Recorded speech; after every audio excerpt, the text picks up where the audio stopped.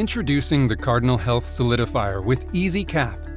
Designed for safe, fast, and compliant fluid waste management, the EZ Cap minimizes exposure to aerosolized bloodborne pathogens by maintaining a closed system and works seamlessly across all Medi-Vac Suction Canister Systems. Step 1. Shake the bottle to loosen the solidifier. Step 2. Turn off suction and remove patient tubing. Step 3. Position the EZ Spout over the patient or tandem port. Step 4. Turn on suction.